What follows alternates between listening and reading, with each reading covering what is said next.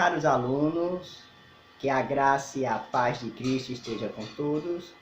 Graças a Deus estamos aqui dando continuidade ao nosso curso Como se tornar um cristão fiel.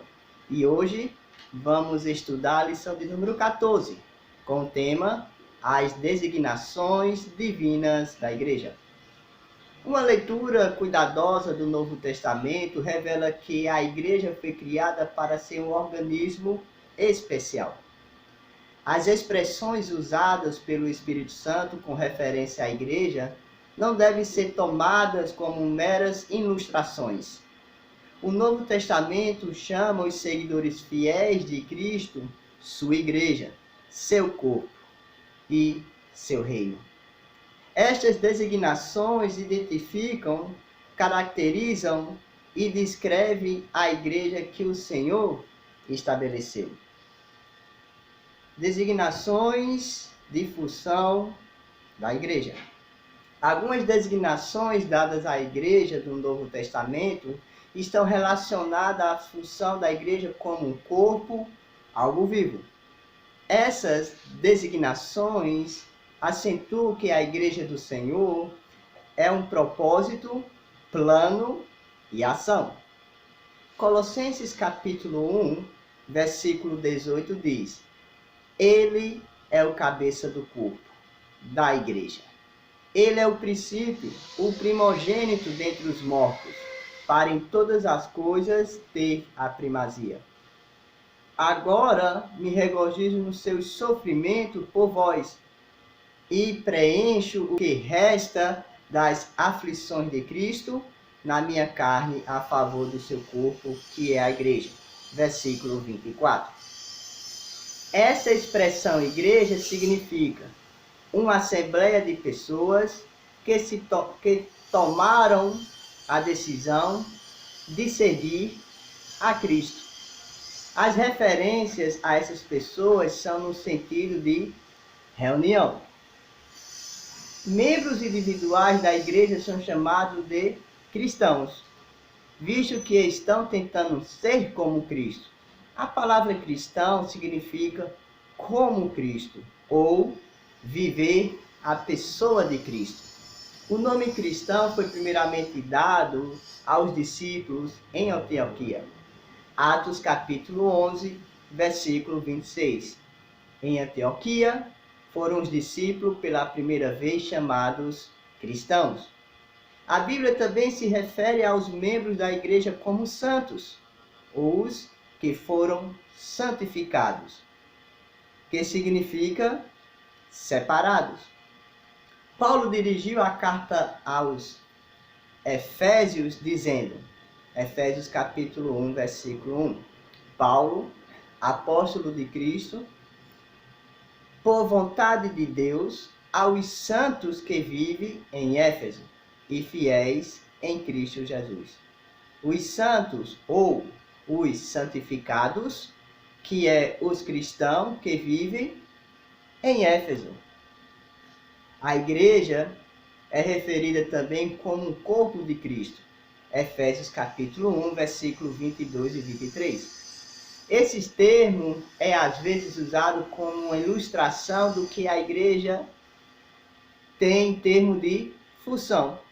1 Coríntios capítulo 12, versículo 12 a 27, diz, vamos ver detalhadamente e refletir. Porque assim, como o corpo é um e tem muitos membros, e todos os membros, sendo muitos, constituem um só corpo, assim também com respeito a Cristo, pois em um só Espírito, todos nós fomos batizados em um corpo, quer judeus, quer gregos, quer escravos, quer livres. E a todos nós foi dado beber de um só Espírito. Porque também o corpo não é um só membro, mas muitos. Se disser o pé, por que não sou mão? Não sou do corpo, nem por isso deixa de ser do corpo. Se o ouvido disser, por que não sou olho? Não sou do corpo, nem por isso deixa de ser. Se todo o corpo fosse olho, onde estaria o ouvido? Se todo fosse ouvido, onde estaria o olfato? Mas Deus dispôs os membros, colocando cada um deles no corpo, como lhe aprouve. Se todos, porém, fossem um só membro, onde estaria o corpo? O certo é que há muitos membros, mas um só corpo. Não pode os olhos dizer à mão, não preciso de ti, nem ainda a cabeça aos pés, não preciso de vós. Pelo contrário, os membros do corpo que parecem ser mais fracos são necessários, e os que não parecem menos dignos do corpo, a estes damos muito maior honra. Também os que em nós não são decorosos, revestimos de especial honra. Mas os nossos membros nobres não têm necessidade disso. Contudo, Deus coordenou o corpo. Concedeu muito mais honra àquilo que menos tinha, para que não haja divisão no corpo. Pelo contrário, cooperem os membros com igual cuidado, em favor uns dos outros. De maneira que se um membro sofre, todos sofrem com ele. E se um deles é errado, com ele todos se regozijam. Ora, vós sois corpo de Cristo, individualmente membros desse corpo. A expressão corpo de Cristo enfatiza a função bem com o relacionamento da igreja. A igreja é o corpo espiritual de Cristo na terra e está ligada com Cristo, com o corpo está ligado à cabeça. Nesse corpo espiritual de Cristo, os cristãos individuais, segundo a Bíblia, funcionam como membros do corpo, sendo que cada cristão é um membro dele e trabalham como parte do corpo. Designações de propriedade. A igreja é designada no Novo Testamento, enfatizando suas relações de posse com Deus e com Cristo. Essas expressões surgiram de propriedade. A igreja é referida como a Igreja de Cristo. Na conclusão de Paulo em sua carta a Romanos, ele manda saudações das igrejas da Acaia. Romanos capítulo 16, versículo 16. Todas as igrejas de Cristo vos saúdam.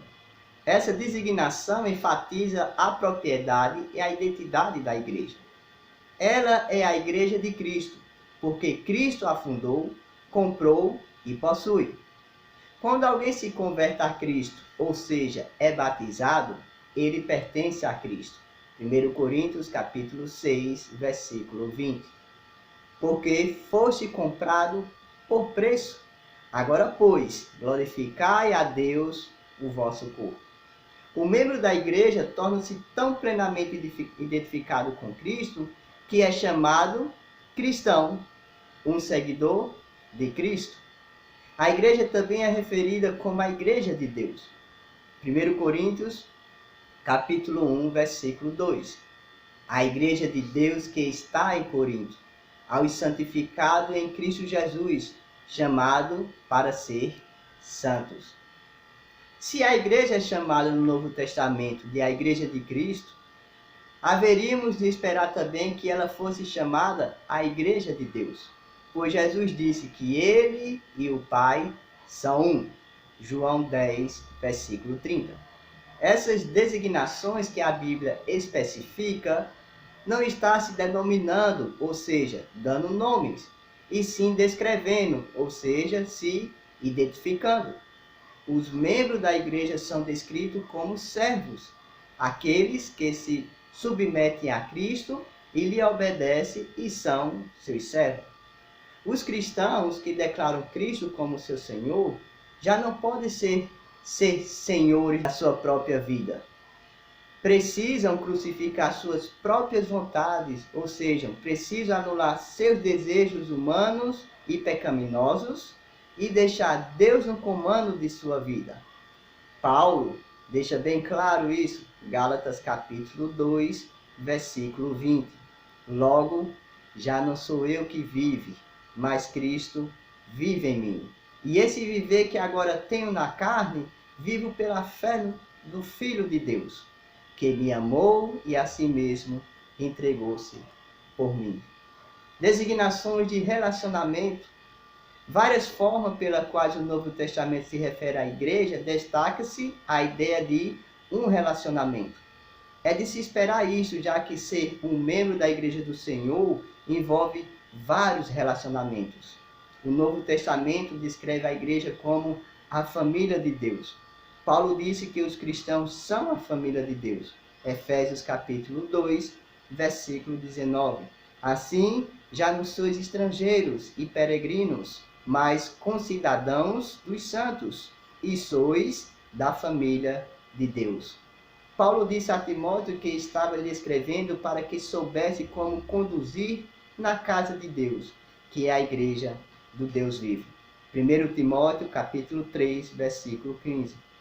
Para que, se eu tardar, fique ciente que como se deve proceder na casa de Deus, que é a igreja do Deus vivo, coluna e baluarte da verdade.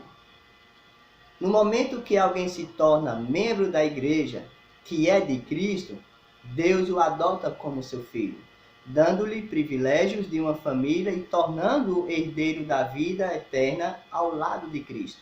Veja o que diz Romanos capítulo 8, versículo 15 a 17.